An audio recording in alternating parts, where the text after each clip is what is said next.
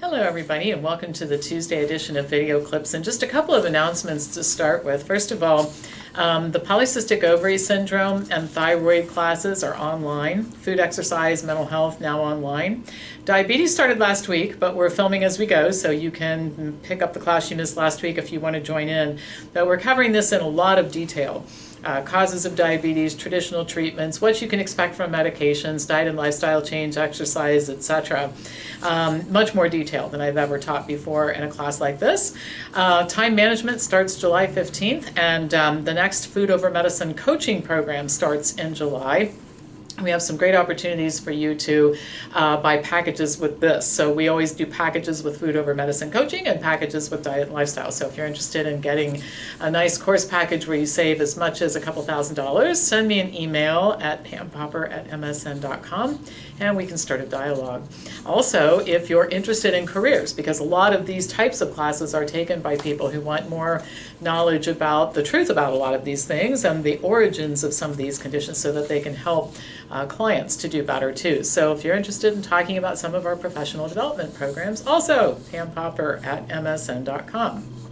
Had an interesting thing happen last night that I'll tell you about. We were having the first class on the medical medium, which we've had to postpone, and we'll be doing a do-over at the end of this month. So if you thought, gosh, I wish I had signed up to take part in that, you can sign up and take part in it because, and this is the first time this ever happened, somebody fell asleep during the during the class, and it's the loudest snoring I think I've ever heard in my entire life. I'm sure neighbors of mine were listening to it, because I had the windows open when I was making this call.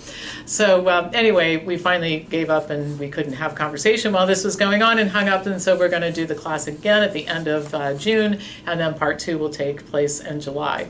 So either I'm the most boring speaker in the history of the universe, and that's what put the person to sleep, or sounded like a little sleep apnea going on. So if you're watching this and you're the guy or the gal who is snoring like crazy, you probably ought to make an appointment with somebody here pretty soon to get to the bottom of it, because it didn't sound healthy. Actually did not sound healthy at all. All right.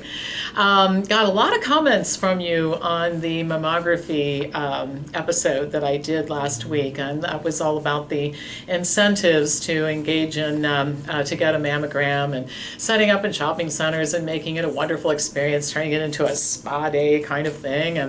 And many of you asked about alternatives, and there were enough questions that were similar that I thought I should address them here. There really isn't an alternative to mammography.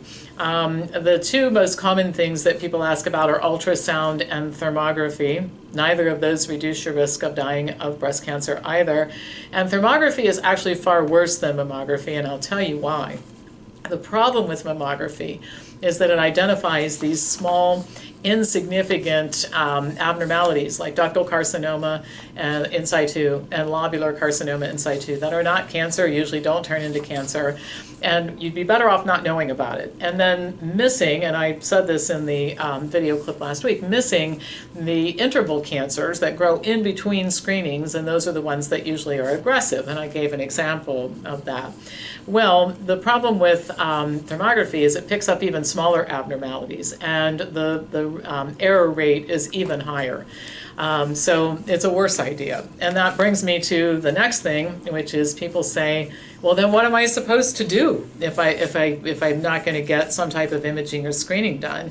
And I think that's the whole point. I think that it's just time for the medical profession to come clean and say, look, we do not have an early detection program for any type of cancer except for cervical cancer. We've done pretty well with that with Pap tests. But in the case of breast cancer, prostate cancer, thyroid cancer, lung cancer, these screening programs just don't work.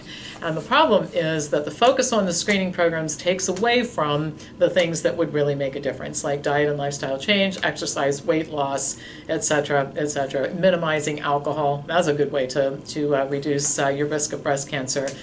Discontinuing oral contraceptives, discontinuing HRT. These are things that actually do reduce your risk of dying of breast cancer. Now, some of you wrote to talk to me, and this happens every time I even give a public talk. Generally speaking, somebody will say that either the person talking has been saved by mammography, or somebody they know. All right, so it's my cousin, my sister, my neighbor, my coworker. Actually was one of those people who got saved by mammography. I've never said that nobody gets helped. What the data show, however, is that we're talking about 1 in 2,000 women screened for 10 years. You're going to save that person's life. And everybody else is going to get harmed, either through false assurance, the mammogram's clean, I don't have to worry about breast cancer, or false positives, which lead to overdiagnosis and overtreatment.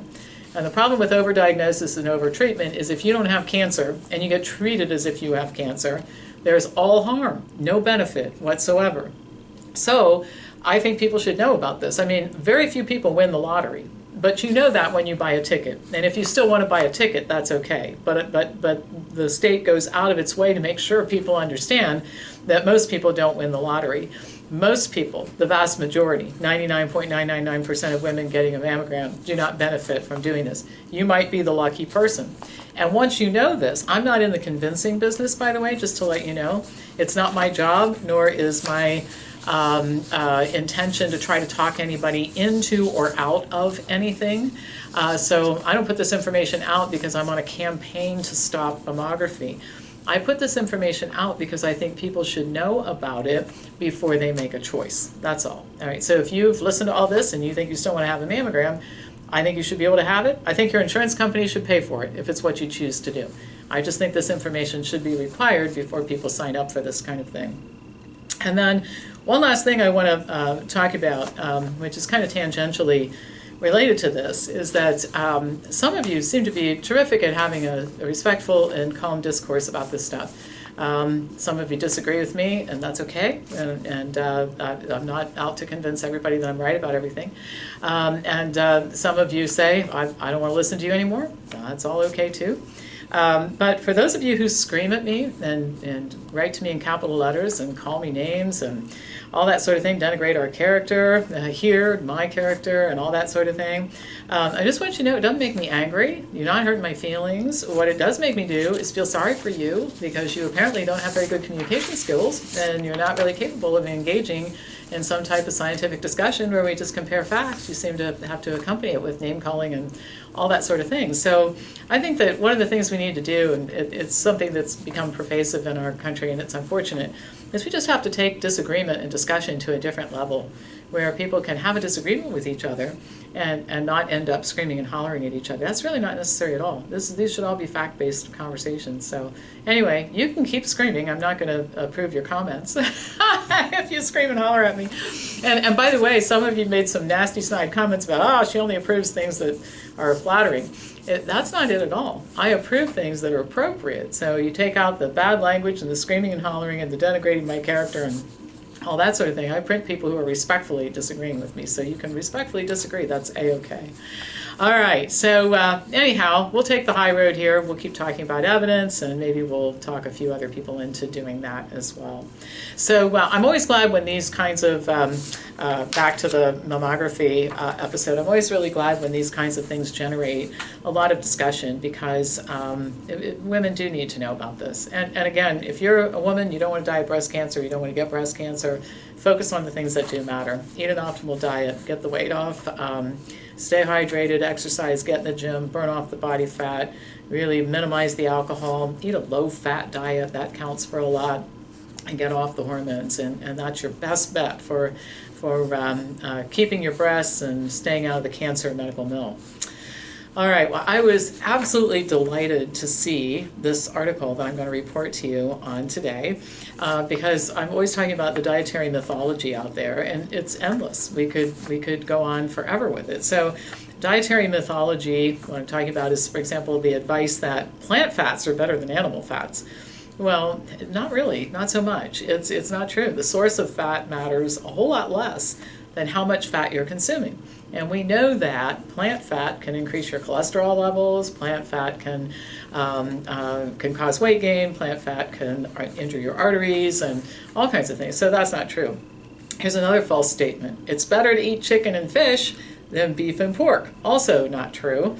It's not the flavor, it's the amount. And a new study, a really well done study that I want to talk to you about, actually shows that this is true. So researchers randomly assigned healthy men and women to one of two parallel arms, and they had high or low saturated fat. 14% was the high amount, 7% was the low amount of saturated fatty acid content, or SFA. Within each arm, the effect of various sources of protein were tested, and the three were red meat, white meat, and non-meat protein sources.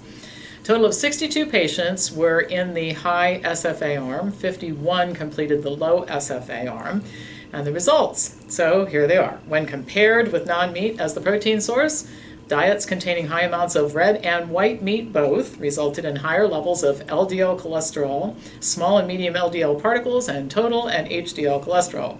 The most beneficial choice was abstinence from eating animal protein.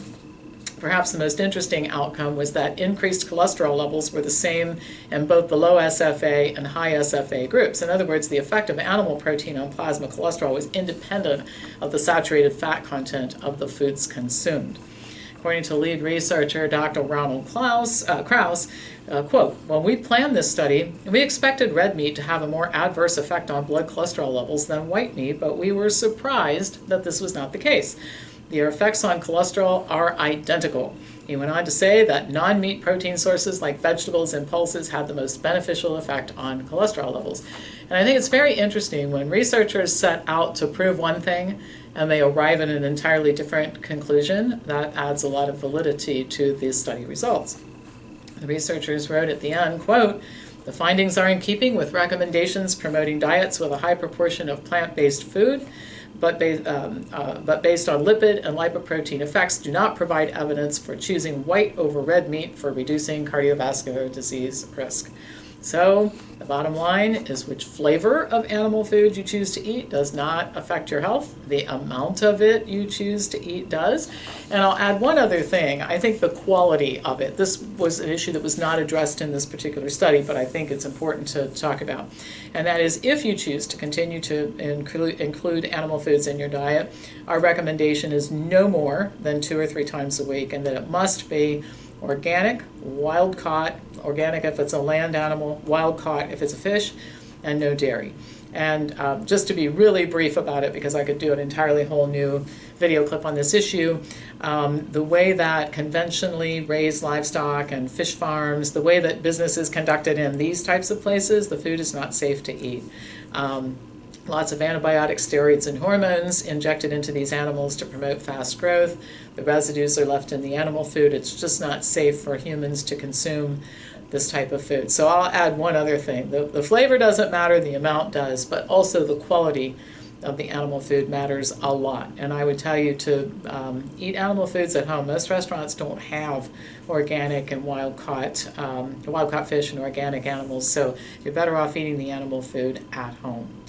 All right, that's all for today. As usual, hit the subscribe button if you're not a subscriber. Pass this on to anybody who you think would enjoy watching it, and I'll be back to you on Thursday with more news.